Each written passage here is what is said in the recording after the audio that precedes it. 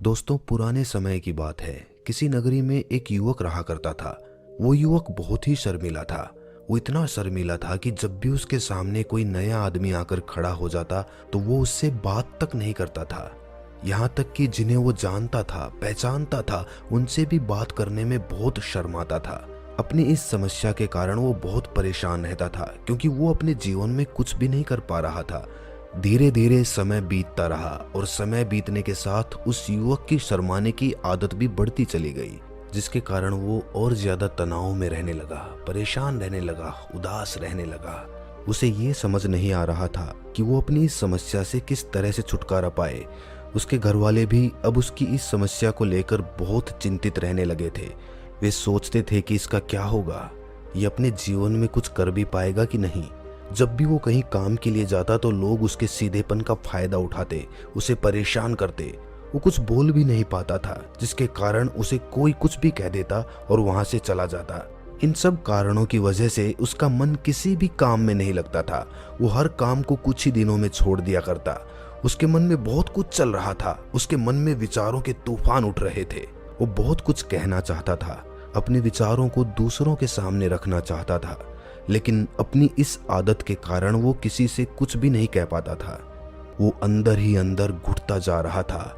सारे विचार, सारी बातें उसके मन पर हावी हो रही थी, लेकिन वो कभी भी किसी से अपने मन की बात नहीं कहता था।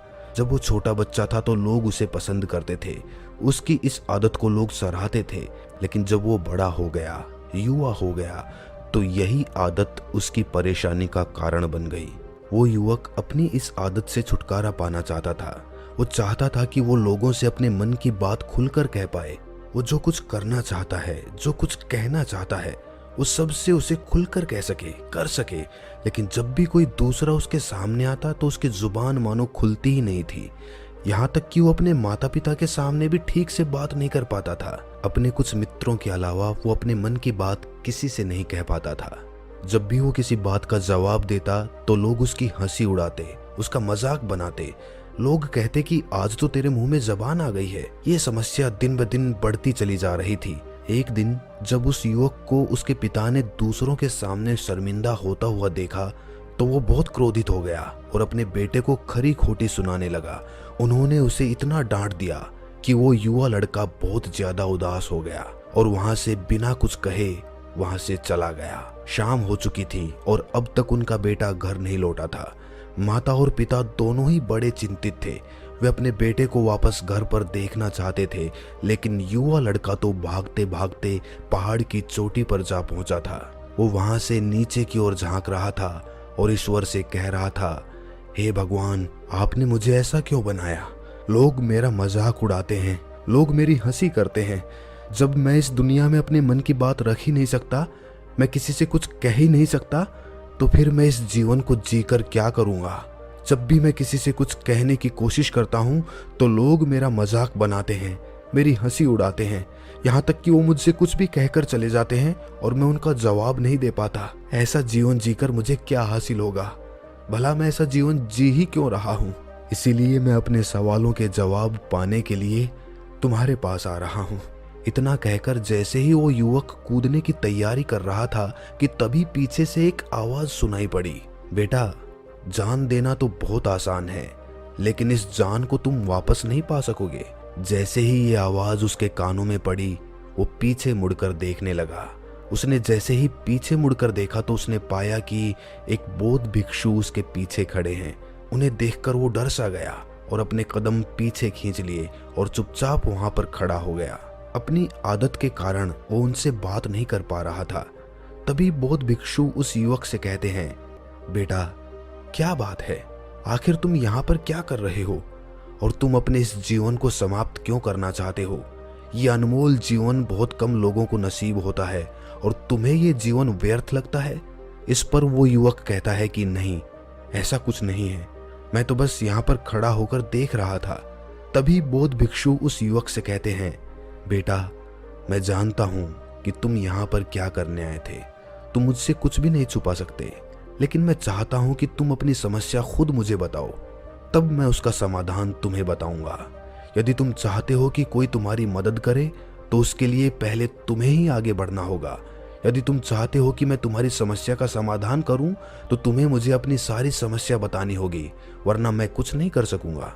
उस बौद्ध भिक्षु की ये बात सुनकर वो युवक कहता है कि नहीं नहीं नहीं, मैं ठीक हूँ, मैं सच कह रहा हूँ। उस युवक की बात सुनकर बौद्ध भिक्षु उस युवक से कहते हैं, ठीक है बेटा, यदि तुम नहीं चाहते कि मैं तुम्हारी मदद करूं तो कोई बात नहीं, मैं तुम्हारी बात पर विश्वास कर लेता हूं। लेकिन तुम्हें भी मेरी एक बात पर विश्वास करना चाहिए कि मैं तुम्हारी मदद के लिए ही यहाँ पर आया हूँ। तुम चाहो तो तुम अपनी समस्या मुझे बता सकते हो और मैं तुम्हारी इस समस्या का समाधान भी अवश्य करूँगा। ये सुनकर वो युवक उस बौद्ध भिक्षु से कहता है कि नहीं नहीं, मैं ठीक हूँ, आप जाइए।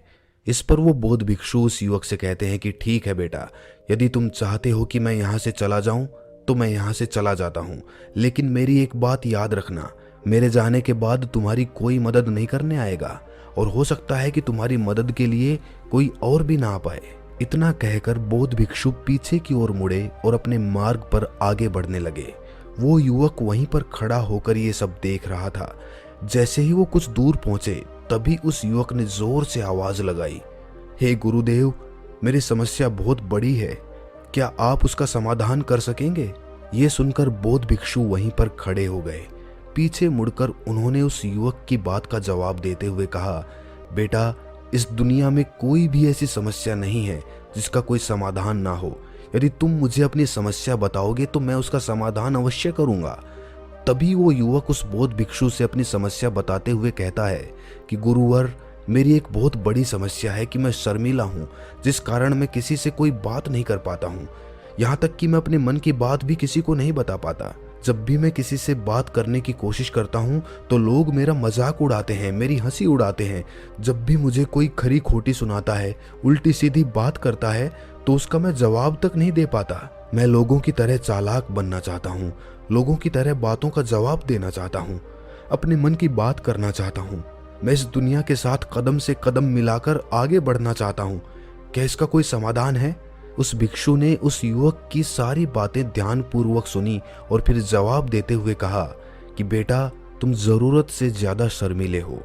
इसका अर्थ ये है कि तुम्हारे अंदर कोई डर है जिसे तुम पहचान नहीं पा रहे हो, जिस कारण उसका समाधान करने में भी तुम असमर्थ हो रहे हो।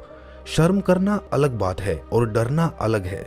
जब हमारे भीतर डर होता है तब हम कहीं भी किसी से भी कोई बात नहीं कर सकते। हमें चारों तरफ केवल डर ही नजर आता है और हम हर जगह से डरते ही रहते हैं। लेकिन इसे शर्माना नहीं कहते। शर्म तो बस एक हद तक तुम्हें चुप रख सकती है।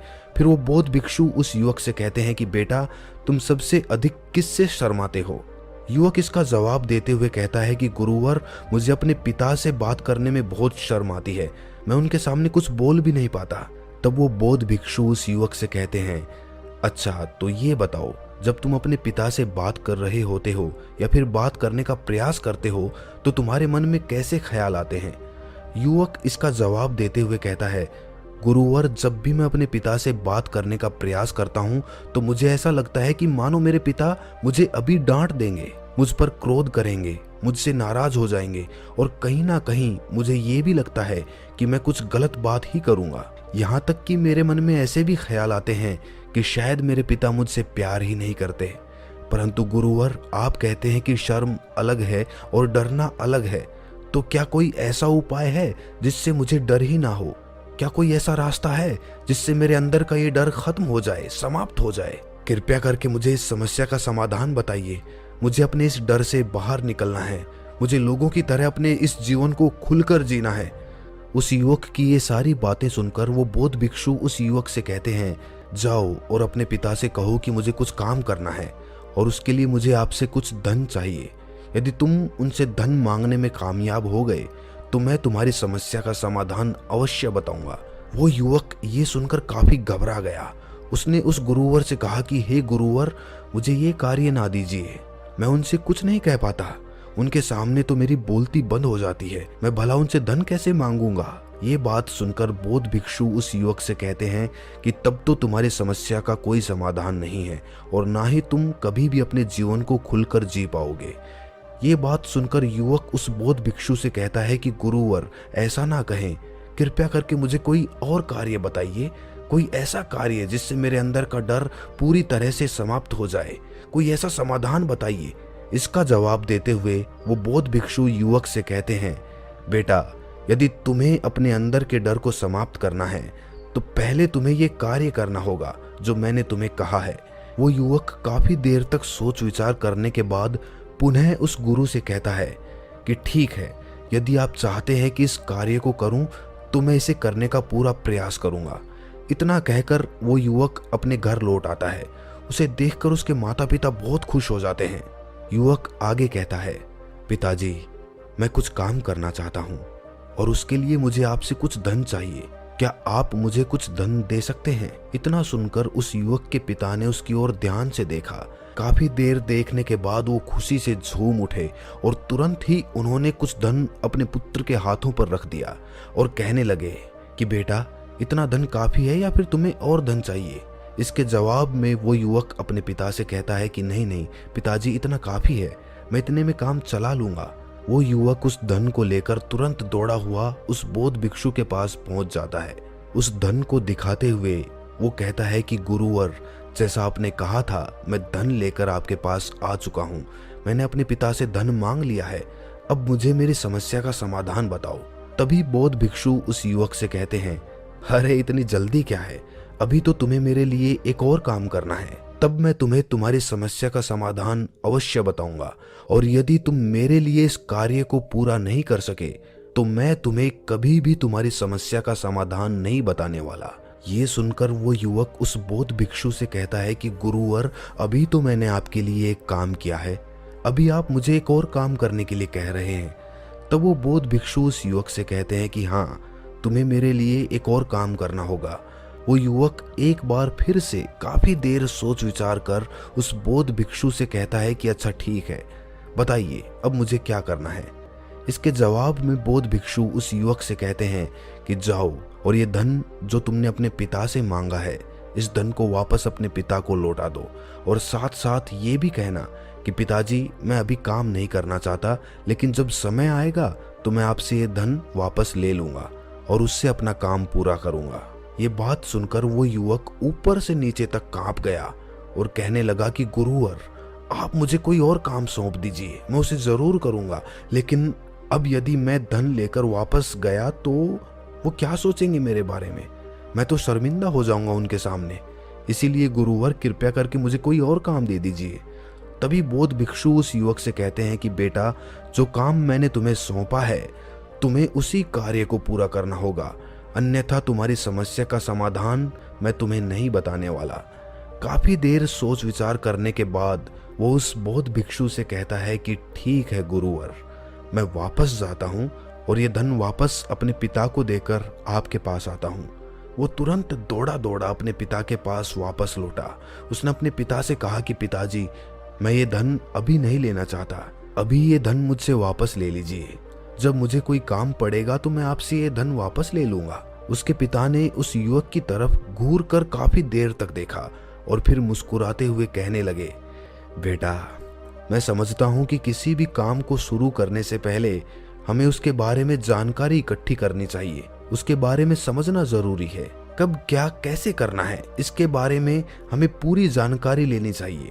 कोई भी काम ऐसे ही नहीं शुरू किया जाता, उसमें हम सफल भी होंगे या नहीं, इसका भी अनुमान हमें लगाना पड़ता है। और जब तक हम सभी तरह की जानकारी प्राप्त नहीं कर लेते, तब तक हमें धन नहीं लगाना चाहिए। मुझे बहुत खुशी है कि तुमने सही निर्णय लिया है। जब तुम्हें ये समझ में आ जाए कि जो कार्य तुम करने जा रहे हो वो तुम्हारे लिए उचित है, तब तुम चाहोगे तो मैं तुम्हें ये धन वापस लौटा दूंगा। युवक अपने पिता से ये सारी बातें सुनकर मन ही मन बहुत प्रसन्न हुआ। उसने इसकी तो उम्मीद भी नहीं की थी कि उसके पिता हंसकर उसे सारी बातें समझाएंगे। वो मन ही मन ये सब सोच ही रहा था कि तभी उसके पिताजी उसके और करीब आए और अपने उस युवा बेटे को गले से लगा लिया। जैसे ही उसके पिता ने उस युवक को गले से लगाया, उसको बहुत अच्छा महसूस हुआ। उसका आत्मविश्वास, उसका हौसला और ज्यादा बढ़ता चला गया। उसके बाद वो युवक पुनः उस बौद्ध भिक्षु के पास लौटा और कहने लगा कि गुरुवर, जैसा आपने कहा था मैंने बिल्कुल वैसा ही किया है। मैंने धन अपने पिता को वापस कर दिया है। अब तो कृपया करके मुझे मेरी समस्या का समाधान बता दीजिए। तभी बौद्ध भिक्षु उस युवक की तरफ देखकर मुस्कुराते हैं और उस युवक से कहते हैं कि बेटा, इतनी जल्दी क्या है, अभी तो तुम्हें मेरे लिए एक और काम करना पड़ेगा। वो युवक कहता है कि महाराज, आप आखिर मुझसे बार बार इस तरह से काम क्यों करवा रहे हैं? क्या आपके पास मेरी समस्या का कोई समाधान है भी या नहीं? कहीं आप मुझे बेवकूफ़ तो नहीं बना रहे? जिस तरह से दूसरे लोग मुझे बेवकूफ़ बनाते हैं, क्या आप भी मेरे साथ वही नहीं कर रहे हैं? आपने कहा था कि जाओ अपने पिता से पैसे मांग कर लाओ। मैंने पैसे मांगे, फिर आपने कहा कि पैसे वापस लौटा दो, मैंने वापस लौटा दिए। अब आप कह रहे हैं कि मैं आपके लिए एक और काम करूं? नहीं, ये मुझसे नहीं होगा। तभी बौद्ध भिक्षु उस युवक की तरफ देखकर मुस्कुराते हैं और कहते हैं कि बेटा, बस ये आखिरी काम है और ये बहुत आसान भी है। तुम जैसे ही इस कार्य को पूरा करोगे, मैं तुम्हें वचन देता हूँ कि मैं तुम्हारी समस्या का समाधान तुम्हें अवश्य बताऊंगा। इस पर वो युवक फिर से एक बार सोच विचार करता है और उस बौद्ध भिक्षु से कहता है कि ठीक है, लेकिन ये आखिरी काम है जो मैं आपके लिए करूंगा, बताइए मुझे क्या करना है। तब बौद्ध भिक्षु एक मूर्ति निकालकर उस युवक के हाथ में थमा देते हैं। वो मूर्ति दिखने में बहुत ही साधारण सी थी, लेकिन वो बौद्ध भिक्षु उस युवक से कहते हैं कि बेटा, तुम्हें इसे बाजार में लेकर जाना है, इसे बेचना है और इसके बदले में तुम्हें 50 सोने के सिक्के लेकर आने हैं। जब तुम ये करने में सफल हो जाओगे, तभी मैं तुम्हारी समस्या का समाधान तुम्हें बता पाऊंगा। वो युवक उस मूर्ति को अपने हाथ में लेकर बड़े गौर से देखता है और उस बौद्ध भिक्षु से कहता है कि हे गुरुवर, ये तो बड़ी साधारण सी मूर्ति है, मानो मिट्टी की बनाई गई हो। इसके लिए भला 50 सोने के सिक्के मुझे कौन देगा? कहीं आपका दिमाग तो खराब नहीं हो गया है? इसके 1-2 सोने के सिक्के मिल जाए वो तो बहुत बड़ी बात है, लेकिन इसके लिए 50 सोने के सिक्के कौन देगा? तभी बौद्ध भिक्षु उस युवक से कहते हैं कि बेटा, मैंने जो तुम्हें काम सौंपा है, यदि तुम उसे पूरा करोगे तभी तुम्हें तुम्हारी समस्या का समाधान मिल पाएगा, अन्यथा तुम चाहो तो अपने घर लौट सकते हो, फिर से वही अपने पुराने जीवन में जहां लोग तुम्हारा मजाक बनाते हैं, लोग तुम्हें डराते हैं, सताते हैं। मैं तुम्हें यहां अपने डर को निकालने में तुम्हारी मदद कर रहा हूं। मेरे द्वारा बताए गए काम कर करके तुम अपने डर को धीरे धीरे दूर कर पाओगे। मेरा ये काम पूरा कर दो, फिर तुम्हें सब समझ आ जाएगा। वो युवक उस बौद्ध भिक्षु की बात सुनकर मन ही मन ये विचार करता है कि मुझे तो मेरी समस्या का समाधान किसी भी हालत में चाहिए। इसीलिए वो उस मूर्ति को उठाकर बाजार की ओर चल पड़ता है। बाजार पहुंचकर वो एक जगह चुपचाप उस मूर्ति को लेकर खड़ा हो जाता है और इंतजार करने लगता है कि कोई आएगा और उसे उस मूर्ति के बारे में पूछेगा, और तब वो उस मूर्ति के लिए 50 सोने के सिक्कों की मांग करेगा। देखते ही देखते काफी समय बीत गया, लेकिन अभी तक उसके पास कोई भी आदमी नहीं आया था। उसने अपने आसपास देखा तो लोग चिल्ला चिल्ला कर अपने सामान को बेच रहे थे, जोर जोर से आवाज लगा रहे थे। उसने भी सोचा कि यदि मुझे अपनी इस मूर्ति को बेचना है तो मुझे भी जोर जोर से आवाज लगानी चाहिए। उस युवक ने चिल्लाना शुरू कर दिया, लेकिन वो इतनी जोर से नहीं चिल्ला रहा था। उसकी आवाज उसे खुद भी सुनाई नहीं दे रही थी, तो भला उसकी आवाज को दूसरे कैसे सुनते, जिस कारण कोई भी आदमी उसे खरीदने के लिए उसके पास नहीं आया। धीरे धीरे शाम का समय हो चुका था और उस आदमी को ये डर था कि कहीं वो बौद्ध भिक्षु वहां से चला ना जाए, अन्यथा उसे अपनी समस्या का समाधान कौन देगा। ये सोचकर उसने जोर जोर से आवाज लगानी शुरू की कि 50 सोने के सिक्के में ये मूर्ति ले लो। उसकी आवाज सुनकर लोग उसके पास आने लगे और उससे ये सवाल करने लगे कि इस मूर्ति में ऐसा क्या है जो तुम इसके लिए 50 सोने के सिक्के मांग रहे हो? इसके अंदर ऐसा कुछ तो खास होगा ही। युवक काफी देर तक सोच विचार करने के बाद कहता है कि नहीं नहीं, मुझे नहीं पता, मैं तो बस ये मूर्ति यहाँ पर बेचने आया हूँ। तभी उसमें से एक युवक उस युवक से कहता है, अगर ऐसी बात है तो इस मूर्ति को कोई नहीं खरीदने वाला। आखिर इस मूर्ति में ऐसा क्या खास है जिसके लिए तुम सोने के सिक्के मांग रहे हो? ये तो तुम्हें बताना ही पड़ेगा। धीरे धीरे कई लोग उसके पास आए और सभी ने बस एक ही सवाल किया, आखिर इस मूर्ति में ऐसा क्या खास है, ऐसी क्या बात है जिसके लिए तुम सोने के सिक्के की मांग कर रहे हो? उस युवक ने उससे बातचीत की, उन्हें समझाने की कोशिश की, कई प्रयत्न किए, लेकिन कोई भी उस मूर्ति को 50 सोने के सिक्के देकर खरीदने के लिए तैयार नहीं था। वो निराश हो गया, उसे कुछ समझ नहीं आ रहा था कि वो क्या करे। तभी बाजार में उसने देखा कि कुछ लोग अपने सामानों की खासियत बता रहे हैं, उसे बेचने के लिए उसकी खास खास बातों के बारे में लोगों को समझा रहे हैं। ये देखकर उसने भी सोचा कि मुझे भी इस मूर्ति की कुछ खासियत लोगों को बतानी चाहिए। उसने फिर एक बार जोर से आवाज लगानी शुरू की, समस्या का समाधान निकालने वाली मेरी गुरु की इकलौती मूर्ति, जो इस दुनिया में केवल एक ही है, जिसके पास भी ये मूर्ति होगी उसके घर में कोई समस्या नहीं होगी। ये मूर्ति उस समस्या का समाधान अवश्य करेगी।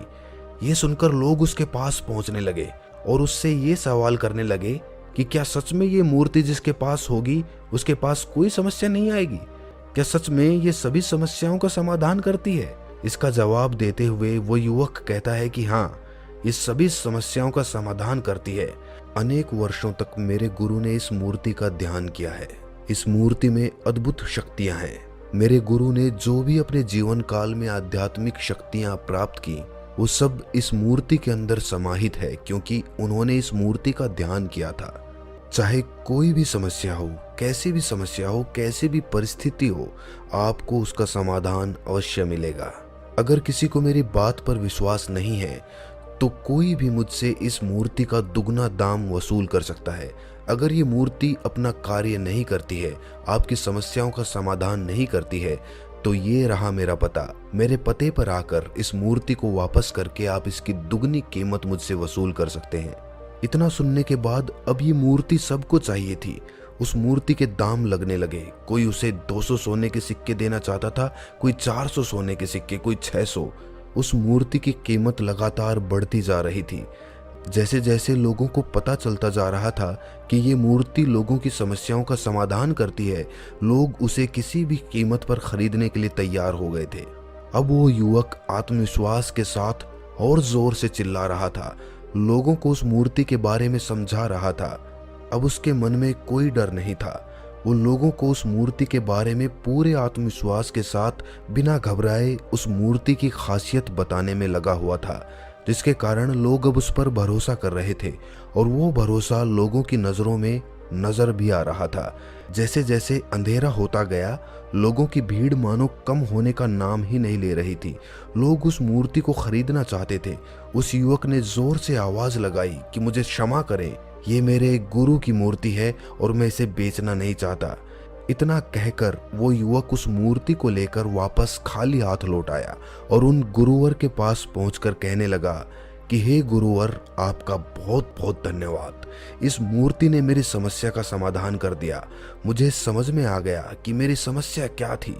हालांकि मैं इसे बेचकर सोने के सिक्के तो आपके लिए नहीं ला सका, लेकिन मुझे मेरी समस्या का समाधान अवश्य मिल गया। आपका बहुत बहुत धन्यवाद। इस बात को सुनकर बौद्ध भिक्षु उस युवक से कहते हैं कि बेटा, मैंने तुम्हारी समस्या का समाधान नहीं किया है, तुमने तो खुद ही अपनी समस्या का समाधान किया है। अपनी समस्या तुमने खुद ही समझ ली है। तुम्हारे मन में हजारों सवाल थे, मैं ये करूंगा तो लोग क्या कहेंगे, मेरे बारे में क्या सोचेंगे, यदि मैं अपना मुंह खोलूंगा तो लोग मेरे पे हंसेंगे, यदि मैंने मुंह खोला तो कुछ गलत ही बोलूंगा। ऐसे बहुत से डर तुमने अपने मन में पाल रखे थे, लेकिन जब इस मूर्ति को बेचने के दौरान तुमने उन हजारों लोगों का सामना किया, उनके सामने खुलकर अपनी बात रखी, उनके सामने खुलकर वो कहा जो तुम्हें कहना था, तो तुम्हारे मन का डर खुद ही समाप्त हो गया। युवक अपने गुरु की बात सुनकर गुरुवर से कहता है कि गुरुवर, आप सही कहते हैं, डर का सामना करने से ही डर खत्म होता है। जितना हम डर के बारे में सोचेंगे, हम उतने ही ज्यादा डरते चले जाएंगे। हम किसी भी काम की शुरुआत नहीं कर पाएंगे। लेकिन अगर हम एक कदम आगे बढ़ा देते हैं तो वो डर हमारे अंदर से खत्म हो जाता है, सारी शंकाएं मिट जाती हैं, सारे सवाल खत्म हो जाते हैं। इसीलिए ये विचार मत करो कि लोग क्या कहेंगे, जो कहते हैं कहने दो, ये सब पीछे छोड़ दो और खुद पर विश्वास करो, क्योंकि दुनिया का काम तो है कहना।